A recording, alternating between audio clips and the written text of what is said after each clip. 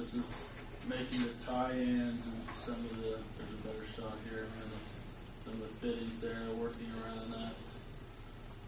There's some more fittings. What they're doing here is they're deflecting the pipe to avoid something. We had to do a lot of this along this route with all the existing utilities. We're trying to,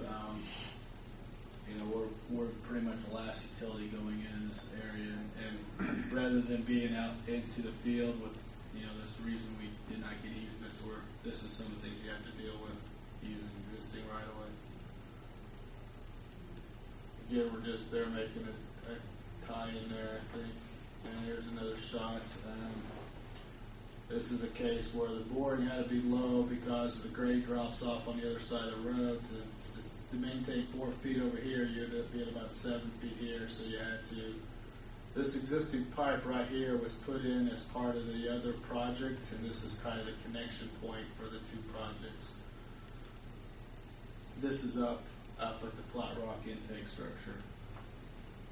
And we did put a hydrant on there. That is more for flushing than actually for fire protection. However, if there were a fire out there, they could hook to it. Just be, instead of finished water, be the raw water. So, but it's the main purpose of that hydrant is a way of flushing the line.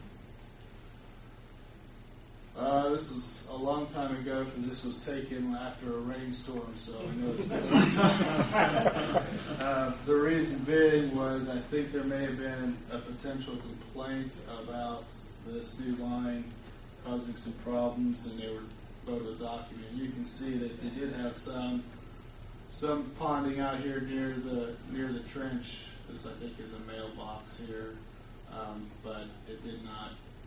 There was complaint that the mud got into their house, but we didn't see any visual evidence that there was any mud trail from our trench. So, again, a couple more shots. Just another typical shot along 421 there near the field. Again, the contractor has utilized one excavator and pulled in a box to put the pipe in. The pipe you can see is behind them. Then they had a second excavator. As soon as the pipe was installed, the backfill and clean up. And I think they've done a very good job about following up after the installing and cleaning up and regrading and putting some temporary seating. They've gotten a lot of compliments from a lot of the property owners out there that how quickly it's been put back and restored. It may settle, they may have to come back, but it's still they're keeping up pretty well. Do you know where they're at on crop damage? Or? I don't believe they had any crop damage that I'm aware of. Most of the time, they did not even get into. The only time that if they would have gotten into any crops, it was a case where the farmer probably put some crops on the right of way, and he basically farmed up until whatever road was available. So he recognizes that, but. For the most part, they have been out and marked the right of way ahead of all the construction, and they've stayed within that boundaries, between that. So a lot of times we err on the side of pushing it toward the road rather than pushing it toward the outside the boundary of the right of way. So for that, and timing wise, right of way, Darren. If I'm not mistaken, isn't that power pole, isn't that actually the right of way? Yeah, so you can see how far the farmer's actually in the right of way. Typically, the power pole is put right on the right of way line. So he's probably got 2 or 3 rows of beams here actually in the right of way. 9 out of 10 times it doesn't hurt anything. So, and like I said, we've had no complaints as far as any of the crop damage. The main area I was concerned about is coming up here where we do have easements across the fields, but timing-wise it's worked out with the dry summer. I think they got all the crops in, so we shouldn't have any issue with the crop damage in that area as well. Again, just making the transition from one of the borings across the roadway here. There's a connection point there, and then elbows. They do 245s here rather than a 90. Anytime the water line, you want to make it a gentle slope and as sweep as possible. It cuts down the head loss and gives you more efficiency in your pumps. But again, you can see there's there's telephone wires, and then there's another wire here they're working around, so that has slowed production a little bit. Again, you can, here's another shot, you can see the polyethylene bag. What they do is they pull it back, they make the connection, and then they pull the bag back, and it gets taped and overlapped, and so to help protect the pipe. Again, that was kind of an insurance policy. There was no indication from the soil that it would be acidic to the pipe. Rather than doing a bunch of extensive testing on the soil, putting the polyethylene bag cost about $1. But so that's kind of it. And that was, we talked to the Ductile Iron Pipe Institute, and that's what we followed their recommendation on including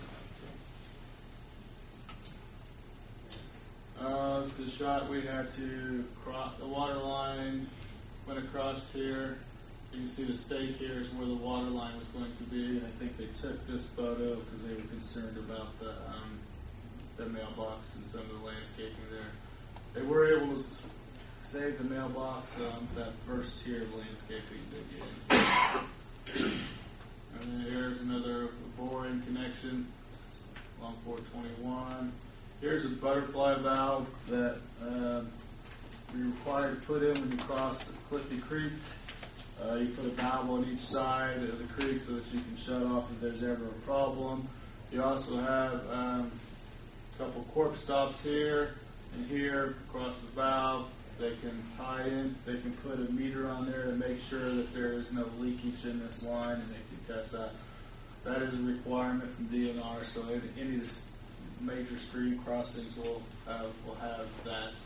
And these will have valve boxes extended up so that these will be able to operate from the surface feature. Here's another connection. This is again coming out of the Clifty Creek. As we had to go down to get under Clifty, then we had to come back up. So you got some great transitions. There's another shot of that, a better idea of how much grade transition you had. The roadway is up here. Again, we're maintaining a minimum of 4 feet cover here. What you don't see is that they had to excavate quite a bit of this area out to get a flat surface to do the directional drilling. So all this will get sloped back and covered up. So that just gives you an idea of some of the transition and some of the grade changes that was being done. That's it. Hope you enjoyed the show. Yeah. Any questions? Yeah, I have one question. As far as you know, has there been any injuries on the job? No, and I would know that. Like I said, we have an inspector on site on a daily basis, and they are strictly instructed to call me on anything. As far as I know, there's been no issues whatsoever. I mean, I'm supposed to get calls as little as a twisted ankle, so we haven't had any issues that I'm aware of. So,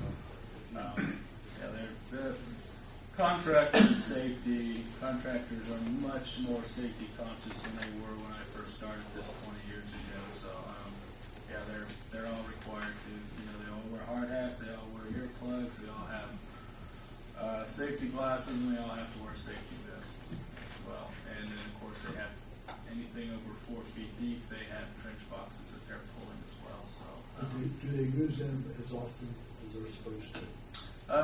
Yes, and for the most part, once in a while you'll find a contractor or two that will try to push that a little bit.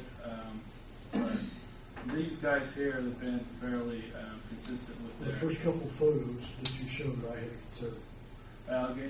It may be a case where there may be an obstacle because if they're not over 4 feet deep, they weren't anyone. And a lot of times they bench back to that. But I'm not saying there aren't issues once in a while where they have to get down and make a connection, but for the most part, I haven't seen anything that's been.